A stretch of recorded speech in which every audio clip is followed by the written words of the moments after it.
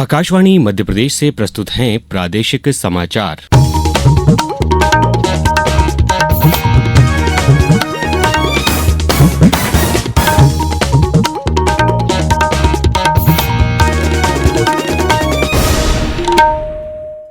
नमस्कार, समाचारों के साथ मैं अभिषेक कटियार। सबसे पहले इस बुलेटिन के मुख्य समाचार।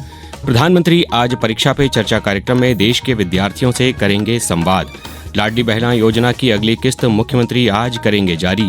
प्रयागराज महाकुंभ के लिए रीवा सहित अन्य जगहों पर लगे जाम में फंसे श्रद्धालुओं के लिए मुख्यमंत्री ने दिए सहायता के निर्देश।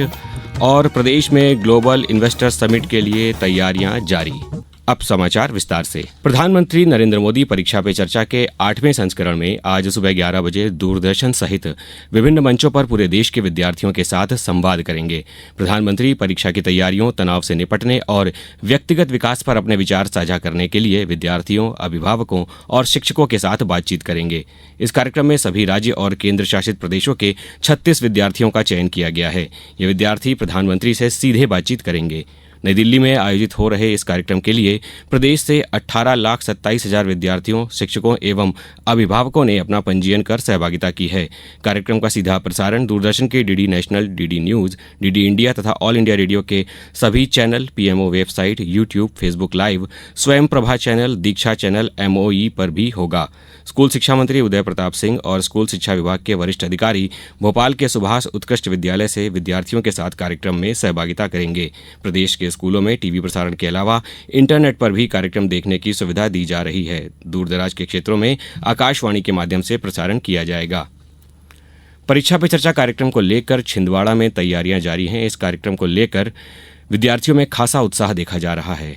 छिंदवाड़ा के इन विद्यार्थियों ने आकाशवाणी को बताया, मेरा नाम उर्वशी बागमार है। मैं कक्षा 10वीं की छात्रा हूँ, महारानी लक्ष्मीबाई हायर सेकेंडरी स्कूल की। मैं परीक्षा पे चर्चा के बारे में ये कहना चाहती हूँ कि जिस तरह से हर साल परीक्षा पे चर्चा होती है तो जो बच्चों के मन में एक गलत थॉट्स आता है कि हम ये परीक्षा कर ही नहीं पाएंगे या बहुत हार्ड है, हमारे लिए बहुत कठिन है। तो जिस तरीके से हम प्रधानमंत्री नरेंद्र मोदी जी से इस बारे में चर्चा करते हैं और जिस तरीके से वो हमें गाइडेंस देते हैं तो हमारे अंदर जो हमारा जो मनोबल भी बढ़ता है और हमारे अंदर जो आत्मविश्वास रहता है वो और अधिक बढ़ जाता है। जैसे किसी टीचर से हम बात करते हैं उसी तरह अगर हम प्रधानमंत्री नरेंद्र मोदी जी से हर साल जो परीक्षा पर चर्चा होती है उस बारे में जो हमें बताते हैं तो इससे हमारे मन में मतलब हमारा मनोबल भी बहुत बढ़ता है और उनकी जो गाइडेंस रहती है वो ऐसा लगता है उसको सुनने के बाद कि नहीं, जो कितनी कठिन से कठिन भी परीक्षा होगी तो उसको हम सॉर्ट आउट कर ही लेंगे।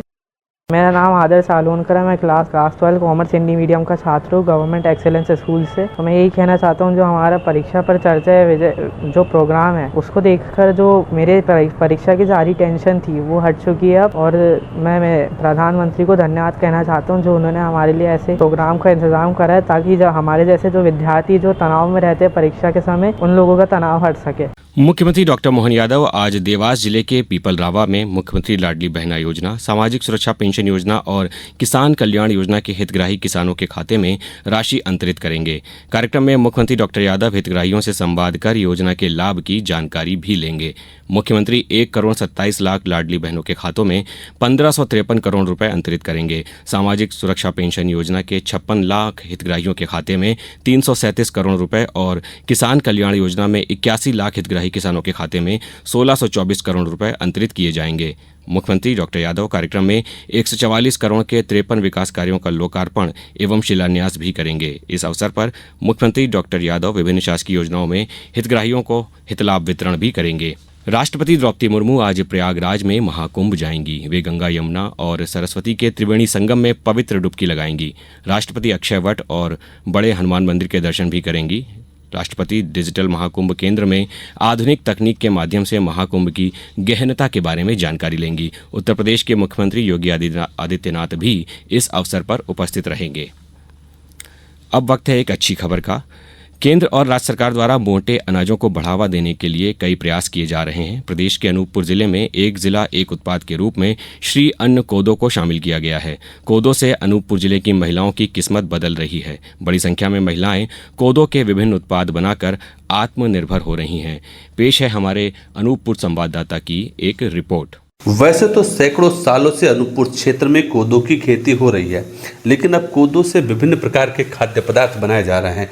महिलाएं इस कोदो से तैयार तरह तरह के उत्पाद तैयार कर अपनी आजीविका चला रही हैं और अपने आय का प्रमुख साधन बना चुकी हैं। कोदो के उत्पाद बनाने वाली समूह की महिलाएं बताती हैं कि कोदो से हम लोग कोदो चावल बनाते हैं, उसकी पैकेजिंग करते हैं, उसे बेचते हैं और उसके अलावा कोदो से बिस्किट और नमकीन बनाते हैं। एक जिला एक उत्पाद की सुमित पाव ने बताया कि मैं अभी ये हमारा भी नया प्रोडक्ट है, अभी लॉन्च हुआ है। जैसे कोदो का नमकीन हो गया, कोदो का बिस्किट है और हमारे पास हनी भी है और ये कोदो का चावल, ये काफ़ी ज़्यादा मात्रा में सबसे ज़्यादा खरीदी जा रही है। अनूपपुर जिले में एक जिला एक उत्पाद के रूप में कोदो को शामिल किया गया है। अनूपपुर के सीओ जिला पंचायत IAS तन्मय वशिष्ठ शर्मा ने आकाशवाणी से चर्चा के दौरान बताया कि अभी जो अमरकंटक नर्मदा महोत्सव हमारा 3 फरवरी से आ रहा है, तो उसमें एक नया एक्सपेरिमेंट जो है वो लॉन्च किया जा रहा है मार्केट में, कोदो पास्ता।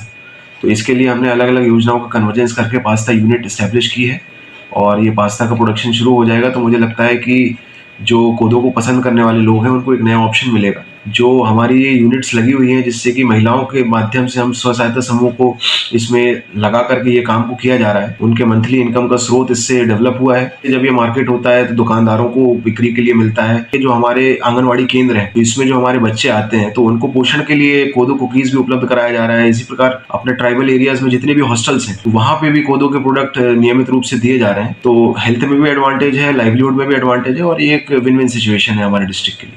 आकाशवाणी समाचार के लिए अनूपपुर से मैं अजीत मिश्रा। केंद्रीय ऊर्जा, आवास एवं शहरी मामलों के मंत्री मनोहर लाल खट्टर ने कल भोपाल में आम बजट की विशेषताएं बताईं। उन्होंने कहा कि बजट में सभी वर्गों के हितों का ख्याल रखा गया है। कुशाभाऊ ठाकरे सभागार में पत्रकारों से बातचीत में उन्होंने कहा कि मध्यम वर्ग को टैक्स में जितनी राहत इस बार दी गई है वह अपने आप में एक रिकॉर्ड है। पत्रकार वार्ता में बजट में मध्य प्रदेश को लेकर किए गए प्रावधानों के बारे में मुख्यमंत्री डॉक्टर मोहन यादव ने कहा कि कपास उत्पादन से लेकर कपास आधारित रोजगार और कपड़ों के निर्यात से मध्य प्रदेश को लाभ मिलेगा। जिसमें आपने कहा कि कपास उत्पादन से कपास आधारित रोजगार तक की बात आपने कही, तो अर्थात इसमें MSME आ गई, हेवी इंडस्ट्री तक आ गई, कपड़े से बने हुए सारे उत्पाद आ गए, रेडीमेड गारमेंट्स आ गए, यहां तक कि हमारी लाडली बहना योजना भी आ गई। अब समाचारों में वक्त है एक ब्रेक का।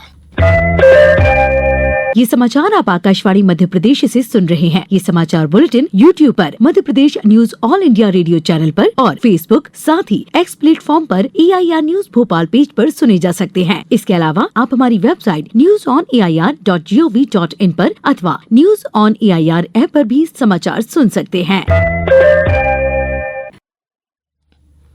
प्रयागराज महाकुंभ में सम्मिलित होने जा रहे बड़ी संख्या में प्रदेश व अन्य प्रदेशों के श्रद्धालुओं का रीवा के चाक घाट से लेकर जबलपुर, कटनी, सिवनी जिले तक यातायात प्रभावित होने से जाम की स्थिति बन गई है। मुख्यमंत्री डॉक्टर मोहन यादव ने संबंधित जिला प्रशासन से लेकर नगरीय निकायों के अधिकारियों को निर्देशित किया है कि वह तुरंत श्रद्धालुओं को सभी तरह की आवश्यक सुविधाएं पहुंचाएं। प्रदेश में 24-25 फरवरी को भोपाल में होने जा रही ग्लोबल इन्वेस्टर समिट को लेकर भोपाल के आसपास के औद्योगिक क्षेत्र मंडीदीप, बगरौदा, पीलूखेड़ी, गोविंदपुरा, आचारपुरा और फंदा के उद्यमियों में खासा उत्साह देखा जा रहा है। मुख्यमंत्री डॉक्टर मोहन यादव ने कहा है कि जब विदेशी कंपनियां प्रदेश में उद्योग स्थापित करेंगी तो निसंदेह नवीनतम तकनीकी यहां आएगी और उद्योगों को विश्व स्तरीय तकनीक के साथ आगे बढ़ाने में मदद मिलेगी। इससे प्रदेश का इंडस्ट्रियल सेक्टर बूस्टअप भी होगा। अब कुछ समाचार संक्षेप में। केंद्रीय संचार मंत्री ज्योतिरादित्य सिंधिया कल अशोकनगर में सांसद खेल प्रतियोगिता के समापन कार्यक्रम में शामिल हुए। उन्होंने इस अवसर पर केंद्रीय विद्यालय भवन का लोकार्पण भी किया। भोपाल के नर्मदापुरम मार्ग पर आशिमा मॉल के पास कल देर रात उज्जैन से वाराणसी जा रही तेज रफ्तार बस अनियंत्रित होकर पलट गई। इस हादसे में 25 लोग घायल हो गए। खंडवा जिले के हरसूद में 125 करोड़ रुपए की लागत से ट्राइबल स्पोर्ट्स कॉम्प्लेक्स बनने जा रहा है। प्रदेश के आदिम जाति कल्याण मंत्री डॉक्टर विजय शाह ने बताया यह खेल परिसर एक बहुप्रयोजनीय खेल अकादमी होगा। साइबर जागरूकता पर सेफ क्लिक अभियान के द्वारा साइबर सुरक्षा मेले का आयोजन 11 फरवरी को इंदौर के गांधी हॉल में किया जाएगा। रतलाम जिले के प्रत्येक किसान के लिए 215 ग्राम पंचायत मुख्यालयों पर 10 फरवरी को विशेष शिविर आयोजित होंगे।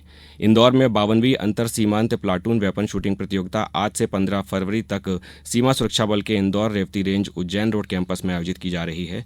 बुरहानपुर जिला में आयुष अधिकारी डॉक्टर कविता गढ़वाल ने बताया है कि जिले में आयुष विभाग द्वारा निःशुल्क स्वास्थ्य शिविरों का आयोजन कर आम जन को सुगमतापूर्वक सेवाएं उपलब्ध कराई जाएंगी। और आगरमालवा जिले के शासकीय माध्यमिक विद्यालय में बालिकाओं को आत्मरक्षा के गुण सिखाने के लिए प्रशिक्षण दिया गया। समाचारों में बस इतना ही। नमस्कार।